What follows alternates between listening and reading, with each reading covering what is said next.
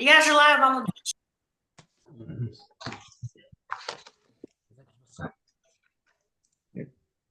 Басталды ма? Саламатсыздар ма, құрметті әріптестер, қайырлы күн. Мен Бұқар ауданы Калин жалпы білім беру мектебінің алғашқы әскери және технологиялық дайындық пәнінің оқытушы ұйымдастырушысы Батабаев Серікбай Төкенш боламын. Бүгін мен сіздерге алғашқы әскери және технологиялық дайындық пәнінен білім алушылардың функционалдық сауаттылығын арттыруға арналған тапсырмалар жинағы бағдарламасын ұсынып отырмын. Бұл бағдарлама қазіргі білім беру жүйесінің талаптарына сай оқушылардың пәнге деген қызығушылығын арттыруға бағытталған. Яғни мен бұл бағдарламаны не үшін жаздым? Қазіргі білім беру жүйесінде функционалдық сауаттылық оқушының алған білімін өмірде тиімді қолдана білу қабілеті ретінде қарастырылады. Бұл тапсырмалар жинағы білім алушыларға тек теориялық біліммен шектелмей, оқушының шынайы өмір жағдайларында дұрыс шешім қабылдауға үйрету мақсатында құрастырдым. Дәстүрлі әдістер баланың белсенділігін арттыруға әрдайым жеткіліксіз. Сондықтан мен бұл бағдарламаны тапсырмалар арқылы қызықты әрі нәтижелі ету үшін жаздым. Бағдарламаның басты мақсатын әртүрлі тапсырмалар арқылы қызықты әрі мағыналы етіп оқыту. Бүгін оқушыларды жалаң ақпараттармен қызықтыру қиын. Сондықтан ұсынып отырған тапсырмалар жинағы құрастыру мен үшін тиімді шешімдердің бірі болды. Бағдарламаның мақсатын нақты жазуға тырыстым. Ал нәтижесі сол мақсатқа сай жеткеніміз байланысты. Білім алушылардың алғашқы әскери және технологиялық дайындық саласындағы функционалдық сауаттылығын арттыру арқылы практикалық дағдыларын жетілдіру. Ал міндеттерін сол мақсатқа жету әрекеттер ретінде көрсеттім. Топтық және жеке жұмыстар арқылы оқушылардың ынтымақтастық және коммуникация дағдыларын арттыру болды. Ал енді өзектілігіне тоқталатын болсам, бұл бөлім не үшін қажет? Өйткені қазіргі заман талабы өзгерді. Оқушылар ақпаратты пассивті түрде қабылдағысы келмейді. Олар белсенді қатысқысы келеді. Алғашқы әскери және технологиялық дайындық пәні ұлттық рухты, патриоттық сезімді қалыптастыратын ерекше пән. Бірақ дәстүрлі әдістермен бұл мақсатқа жету қиын. Сондықтан мен осы бағдарламаның өзектілігін дәлелдеп, осы заман талабына сай екеніне көрсетуге тырыстым. Мен өз бағдарламамда 10 және 11 сынып оқушыларымен апробациядан өткіздім. Салыстырмалы талдау бойынша 10 сыныбының білім сапасы сәуір айында 5%-ға өсіп, жақсы қарқын көрсетіп отыр. Бұл оқушылардың үлгерімінің біртіндеп жақсарғанын көрсетеді. 11 сыныбында 2% өсім байқалды. Бұл өзгеріс шағын болса да, оң нәтиже ретінде қарастырылады. Алғашқы әскери және технологиялық дайындық сабағында функционалдық сауаттылығын арттыру тапсырмалар жинағы оқу бағдарламасының апробациялау нәтижесінде оның тиімділігі мен өзектілігін анықталды. Бағдарлама оқушылардың алғашқы әскери және технологиялық пәнінде қызығушылығын арттырып, оқу сапасын артқандығын, олардың функционалдық сауаттылығын арттыруға оң ықпал етті. Осыған байланысты бағдарламаны білім беру үрдісіне енгізуді ұсындым. Міне бұл жоспарға енгізіліп тапсырмалар жинағым. Бұл тапсырмаларда әртүрлі әдіс тәсілдерді қолдандым. Енді бұл жерде тапсырмалар жинағын мен әрбір тарау бойынша, әрбір бөлім бойынша құрастырдым. Бір тақырыпта бірнеше тапсырмаларды құрастырдым. Бұл тапсырмалар заманауи талаптарға сай жасанды интеллектті пайдаланып, оған дескриптірлер құрып, яғни бұл тапсырмалар оқушылардың сабаққа деген қызығушылығын артып, мұғалімнің жаңағы сабақ берудегі көмекші құрал ретінде ұсындым. Енді нақты айтатын болсам, осы тапсырмалар арқасында құрастырып, өзім сабақ жоспарын құру кезінде пайдаландым. Сабақ өткізу барысында жасанды интеллекттен өзіміз құрастырған цифрлы куб әдісі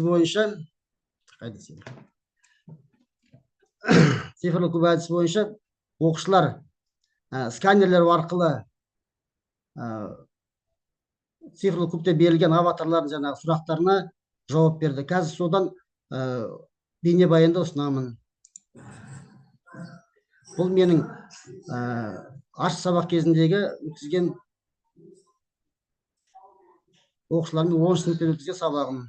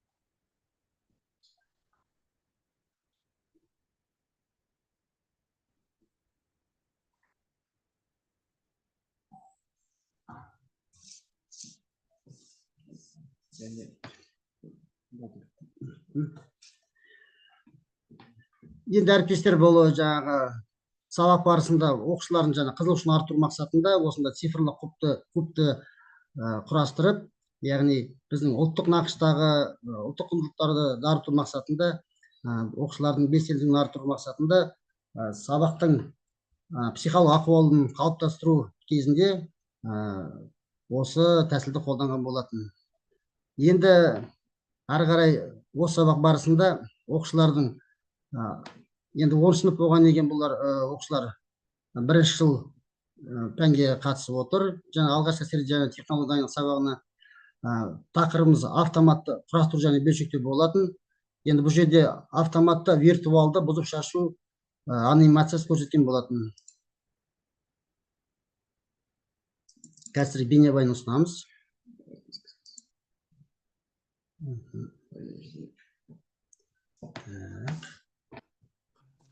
Пішіріп отыр ғой, қазір бұл жерде кішкене видеомыз көрінбей тұр. Келесіне өте береміз бе?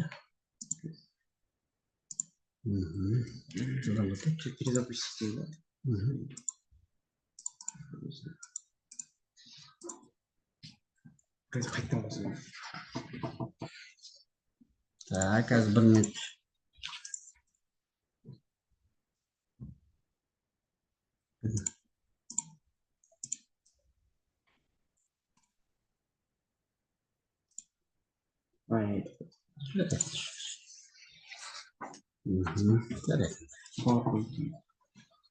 Басқасын өте бер.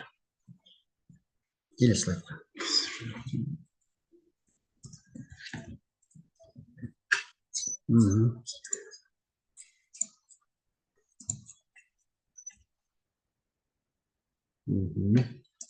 Келесі слайдқа өтетін болсақ, енді бұл жерде автоматты виртуалдық бұзып жинауын көрсеткен болатын оқушыларға. Енді оқушылармен келесі тапсырмам бөлшек атау әдісін табу қолданып оқушыларға QR арқылы оқып оқушылар автоматтың әрбір бөлшек атауларын табу әдісін ұсынған болатынмын.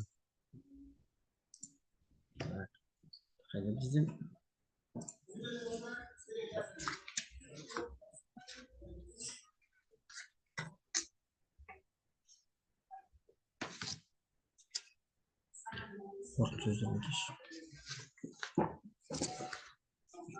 ана тұрмын.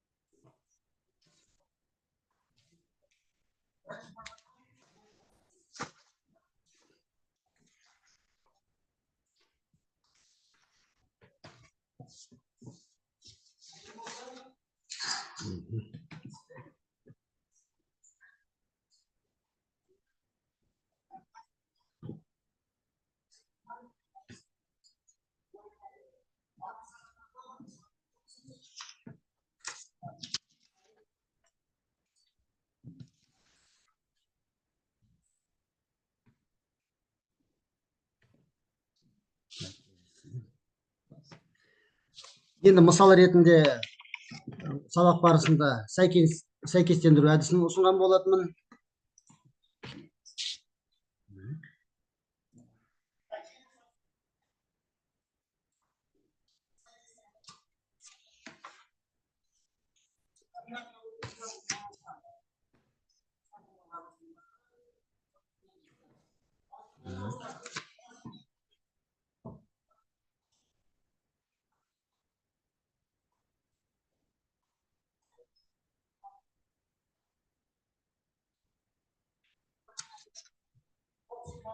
Басқамға көріп тұр ма? Бәрі көрінді.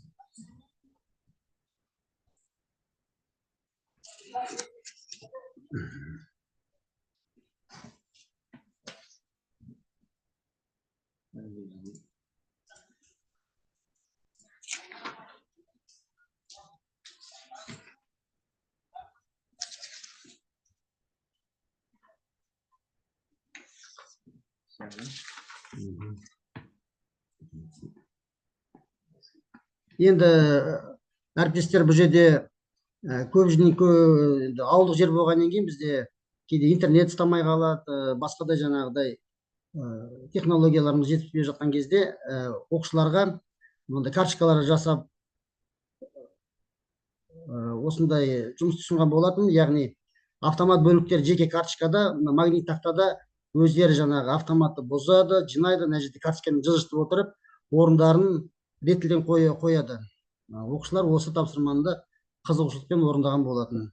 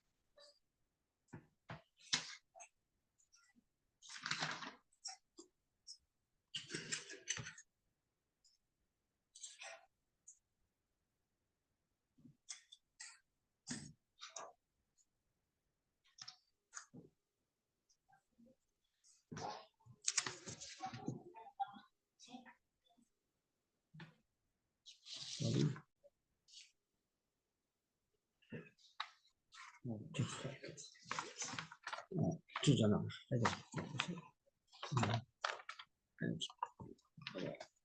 енді әріптестер жаңағы білім сынақ әдісінде жаңағы оқушылар жеке жұмыстарын көрсеткен болатын. Кейбір оқушылар автоматты жаңағы толық шашып жинақтай алады. Кейбір оқушыларына карточкамен орындап көрсетті, жаңа тақтада бейнеленген. Енді сабақ соңында оқушылармен кері байланыс жасап, рефлексия уақытында оқушылар өз ойларын білдірді.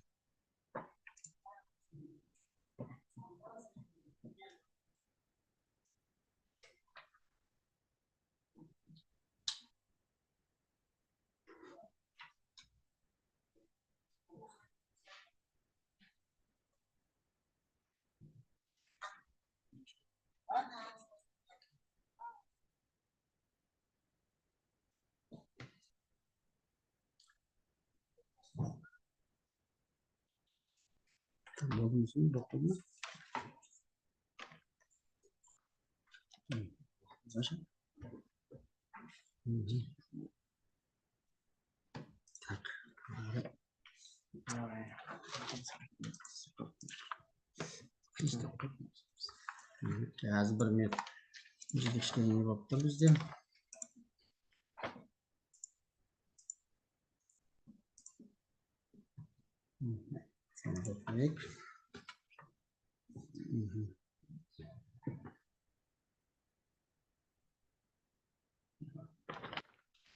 Құрметті әріптестер, мен осы тапсырмаларды құрастыра отырып, өзімде өткен оқу жылында біраз жетістіктерге жеттім. Енді оны айта кетуім керек. Яғни Қарағанды қаласында ұйымдастырылған шебер сабаққа қатысқан болатынмын. Ұстаздар арасында өткен үздік ұстаз байқауына қатысқан болатынмын. Енді осы жұмыстарды қорытындылай келе осы тапсырмалар жинағын құрастырған болатын. Және де мына Бұқар ауданында әріптестермен бірігіп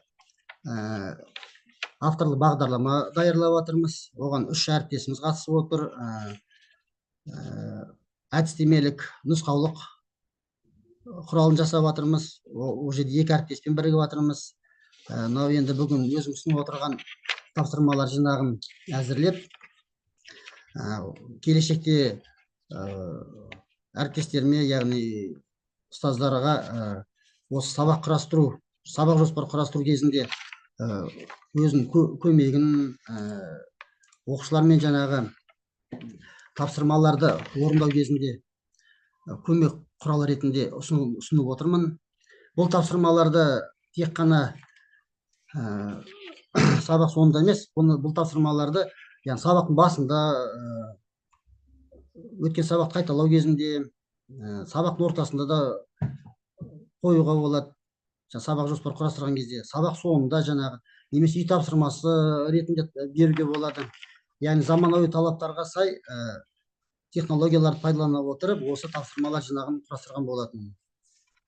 Енді тапсырмалар жинақ жеке кітапша болып шығарамыз.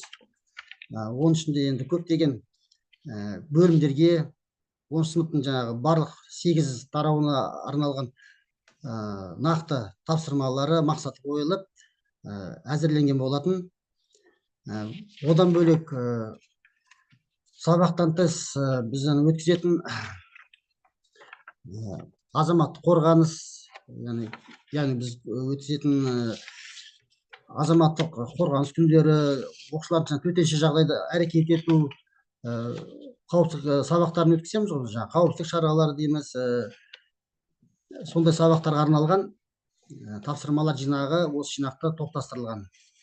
Енді сөзімді қорытындылай келе, бұл тапсырмалар жинағы оқушылардың теориялық білімін практикалық дағдыларымен ұштастыруға, түрлі өмірлік жағдайларда дұрыс шешім қабылдау қабілетін қалыптастыруға бағытталған.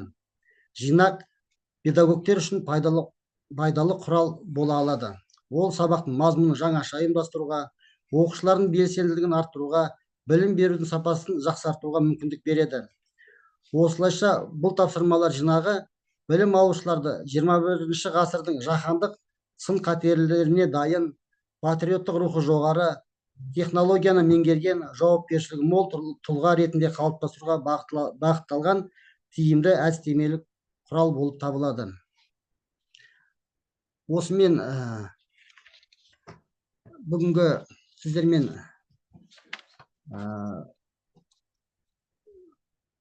ұйымдастырып отырған трансляциямыз аяқталды. Қатысқандарыңызға рахмет. Сұрақтарыңыз болса қойыңыздар. Қандай ұсыныстарыңыз бар, плюстары бар, минустары бар, айта отырсаңыздар өз ойларыңызды. Әріптестер, несін қойшы, кім отыр?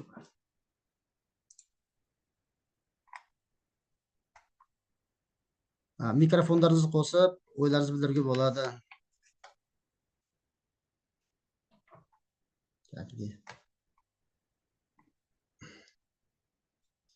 Бар ма ешкім?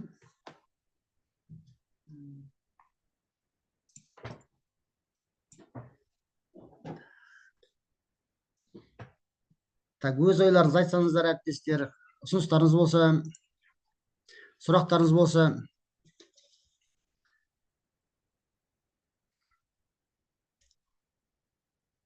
микрофондарыңыз қосуға болады. Кішкене кері байланыс жасайық.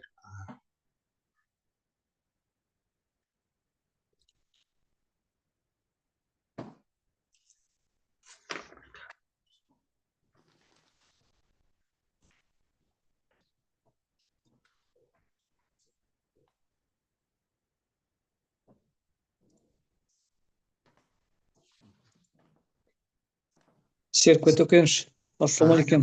Қалыңыз қалай?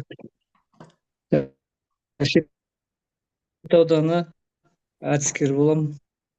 Есімім Берке болады. Жақсы, тыңдап отырмыз. Рахмет. Бәрі сәтімен болсын. Сәттілік тілейміз шет ауданы бойынша.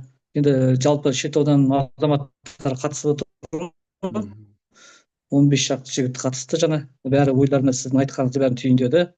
Ертеңде сіздер сияқты ол кісілер осындай бағдарлама қорғауы мүмкін. Сонда ол кісілерге осы керек мағлұматтарды осы жерден алып есептеймін өз басым.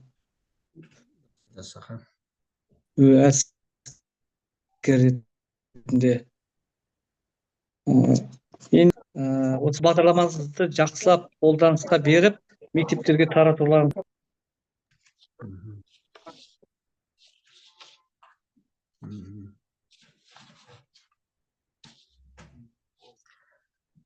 Жақсы әріптестер, әрине осылай бірігіп, қандай да болса да сұрақтарыңыз болса қойыңыздар, телефон арқылы байланыста боламыз. Бұл оңай жұмыс емес, жаңағы бұндай бағдарлама, жаңағы әдістемелік жасау құралдарын. Енді бірігіп жасағанда бір өзі несі шығады, жемісін көруге болады. Жұмыла көтерген жүк жеңіл дейді ғой. Мен әрқашан дайынмын, шет ауданына барып та, енді мастер-класс тәжірибе бөлісуге әрдайым шақырсаңыздар барамыз. Бұл жақта Қарағанды бойынша жаңағы 2 мектептерге қатысқан болатын осылай. Жаңағы шеберлік сабақтары бар, жас мамандар хабарласып, қалай құрадыңыз, сондай көмек көрсеткен болатын жас әріптестеріме. Рахмет сіздерге қатысып, уақыттарыңызды бөліп. Мен ойлаймын, енді осы келесі оқу жылына дейін осы әдістемелік құралды әзірлеп, толықтай жаңағы сіздерге ұсынатын боламыз. Сабақ барысында пайдалануға, мен ойлаймын, тиімді құрал. Сұрақтары нақты, тапсырмалары нақты, дескрипторлары бар, сабақ мақсаты қойылған бұл әдістемелік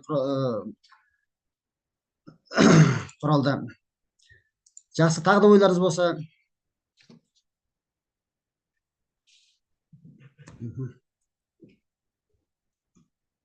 Так, болды деймін.